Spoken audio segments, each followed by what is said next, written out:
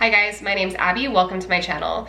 Today we are going to be canning up some pasta sauce together, and this is very much needed because we currently have no pasta sauce on our pantry shelf. So we are going to be working to rectify that today. Back in August, when the bulk of our tomatoes were coming out of the garden, we canned up a whole bunch of roasted tomato salsa, tomato jam, and bruschetta in a jar, and then the rest of the tomatoes just made their way into the freezer. And that was for a variety of reasons, one being we were starting our kitchen project, another being that August is just crazy as far as preserving goes. And also, when you're working with tomatoes to make something like a pasta sauce, they really benefit from freezing because it makes it really easy to pull those skins off, and as they thaw, they also release a lot of juices, so that helps the sauce to cook down a little bit quicker. So last night I pulled out about 50 pounds of tomatoes from the freezer. The bulk of those were homegrown, though some were also purchased from a local organic farm. So the recipe that we're going to be following is, or I should say loosely following, we're going to make some adjustments, is the seasoned tomato sauce, and you can find that in the Ball Complete Book of Home Preserving on page 362. I'll be sure to leave that recipe in the description box below. So something that I've been doing recently is keeping a canning journal, and I really wish that I had started this years ago, so I'm not questioning any of the recipes that I've made or what changes I've made to suit our taste better. So I've got that here with some of the adjustments that we make to that seasoned tomato sauce for our pasta sauce. I also use that recipe with some adjustments to make our pizza sauce. We've already done a batch of that to use up about 25 pounds of tomatoes. So the seasoned tomato sauce recipe is based off of 10 pounds of tomatoes. We're gonna be using about 50, so I'll make the adjustments as needed to the recipe to work with how many tomatoes we are using. And we are gonna be cooking that up in our electric roaster behind me, and then I've also got a roaster pan on my stovetop because I don't think we're gonna be able to fit 50 pounds of tomatoes into that guy. So let's hop into the video. Okay, so we're gonna start out by getting our onions chopped up and our garlic as well, and we're gonna divide those up between our electric roaster here. I'm just gonna turn that up to 350 to start, and our roaster pan that we have on the stovetop behind me. So 12.5 cups of onion and 15 cloves of garlic is how much we're gonna need for the 50 pounds of tomatoes that we're using.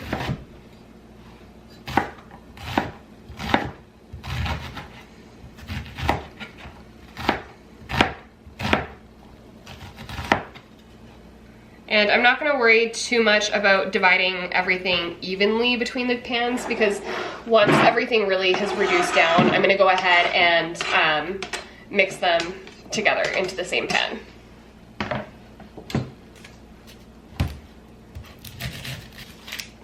I've got just a scrap bowl here beside me, and I am trying a hack because these onions are all from a local farm and they are very potent. I saw online that you can freeze onions for 10 minutes before cutting them to help prevent you from crying. So we're gonna see if that works.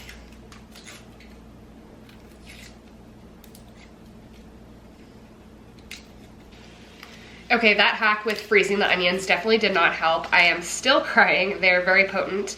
But I'm just going in and peeling all of our garlic, and then we are gonna go ahead, give that a rough chop.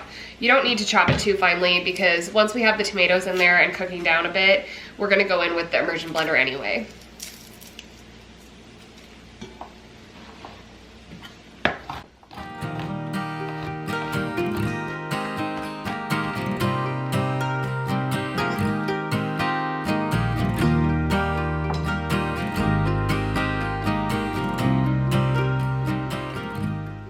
Okay, so this is what we're working with for tomatoes. So all I did before freezing these was give them a quick wash, cord them, and then I scored the bottom with an X. That just helps to make the skins come off really nice and easily. So we're gonna go ahead and get these peeled, and then we're gonna get them into the roasters. So some of these tomatoes are still pretty frozen, which is making it a little bit more difficult to peel them. I probably should have pulled the tomatoes out a little bit earlier yesterday, but it is what it is, so I'm just doing the best I can to get those skins off, and then we're putting the tomatoes directly into the roaster pan. Now, in the past, I have saved the skins and then put them into the dehydrator. So you can grind them up once they're dry to create a tomato powder. And that's really easy to reconstitute with a little bit of water to create a tomato paste. However, I think for this round, I'm just gonna give these to the chickens. It is still very much so winter here. They'll be happy for the treat, and that'll take one thing off of my to-do list. Now, if you were to flip through like a ball canning cookbook, you'll notice that the tomato recipes call for peeled tomatoes. And that's because that is how they were tested. The skins can potentially harbor more bacteria, so best practice is to peel your tomatoes. I will say that if I am making a batch of tomato sauce in the summer, I'll go ahead and leave the skins on, but just something to consider. Best practice is to remove the skins, but it's your kitchen, so your rules. Okay, so I was actually able to fit all those tomatoes into the electric roaster. I did not think I'd be able to. So as you can see, it is very full. I'm gonna go ahead and let that cook down a little bit. And once we've got a little bit more space in there, I'm gonna transfer over the garlic and onions that I had going in the other roaster pan, and we will get that sauce seasoned and start to puree it up, and we'll probably need to cook it down for a couple more hours after that. So for now, I'm gonna go ahead and get our jars washed. Obviously, we're a few hours away before we're actually gonna be canning this, but that way the jars are ready to go when we are.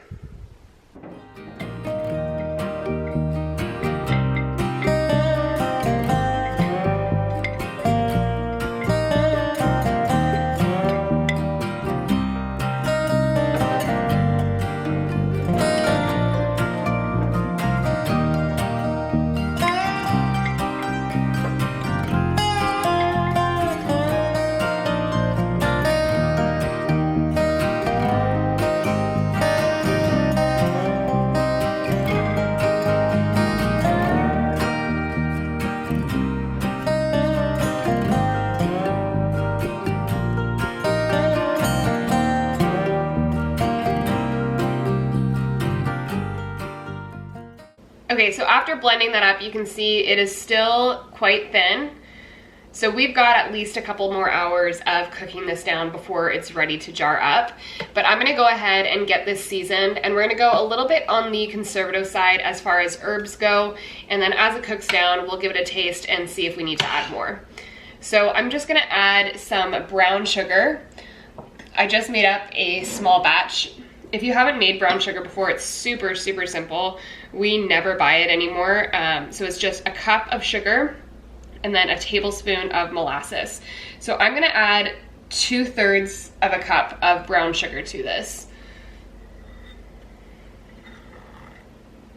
Again, if you don't want very much sweetness to your pasta sauce, go ahead and, I mean, you could leave this out if you wanted, but this is gonna make probably 15 to 20 quarts depending on how much we cook it down. So that much sugar divided between that many quarts is really not going to be that much. Okay, so we're going to add some salt. Again, quite a bit of salt, but this is going to make quite a few quarts. So 4 tablespoons of salt.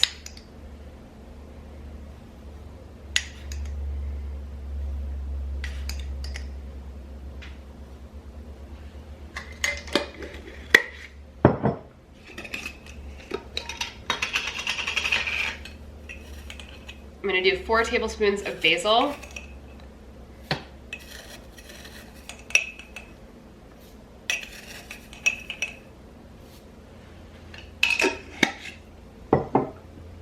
We're gonna do 4 tablespoons of oregano. What I love about canning is that you can really adapt recipes to be your own. Obviously you wanna consider safe canning practices, but if you didn't like oregano, you can go ahead and just leave it out. If you really love basil, you can go ahead and add more. So I'm gonna add some chili flakes, just 2 teaspoons. We may go ahead and add more chili flakes in a bit, but I found these ones to be pretty spicy, so we're gonna go on the low end with those.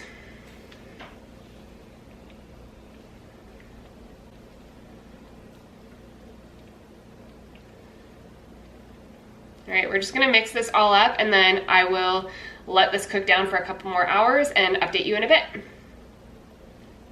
Okay, so the sauce has been cooking down for a couple more hours now, and I'm gonna go ahead and give it a taste test and see if we need to adjust the seasonings at all. It is still quite thin, so we've probably got another couple hours at least of cooking the sauce down until it's at that thickness that I'm looking for. But let's go ahead and give it a taste and see if we need to adjust the seasonings.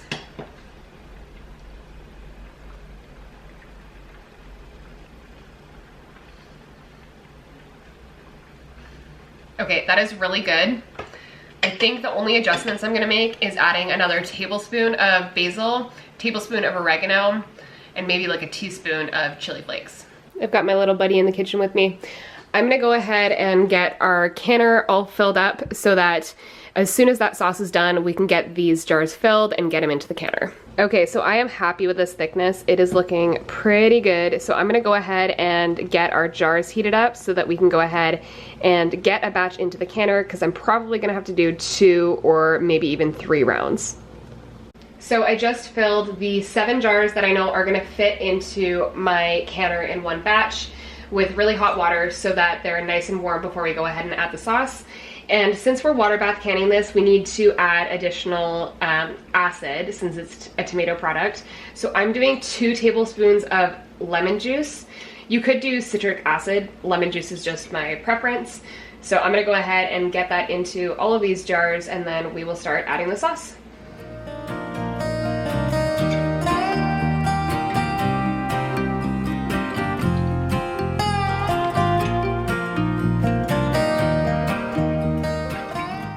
So we're gonna get all these jars filled with just 1/2 inch of headspace.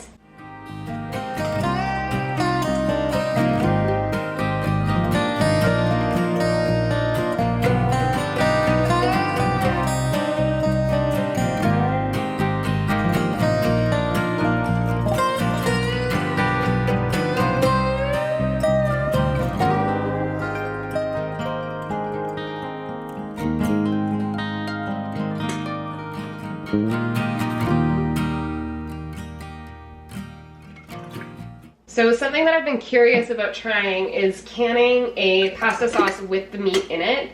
And the only reason I'm hesitant is because I've heard not great things about canned ground beef. I don't think I've ever heard anyone say that they love canned ground beef. So I wonder if that is just, you know, when you can it on its own, or if it's not that great if you can it in something like a sauce. But that has kind of piqued my interest.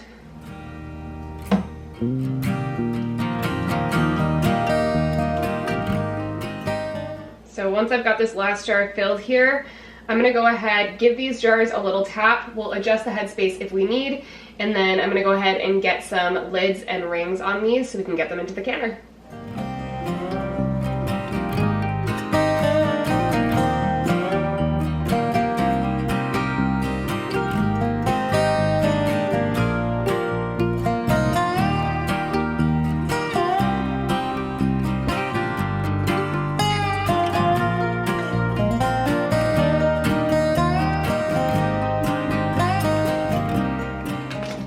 And then we'll add the rings just fingertip tight.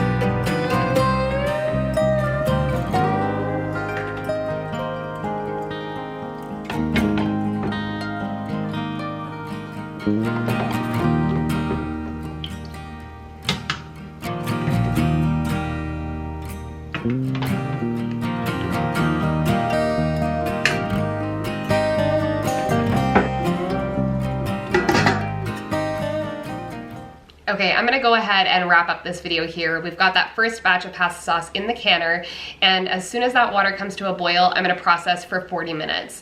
If you were doing pints, you would just process for 35. After this batch, I think I have probably one, at least maybe 2 batches to go into the canner. I'll be sure to update you guys at the end of the video with how many quarts we got. If you do make this recipe, leave me a comment down below. I'd love to hear how it turned out for you, and we will see you in the next video.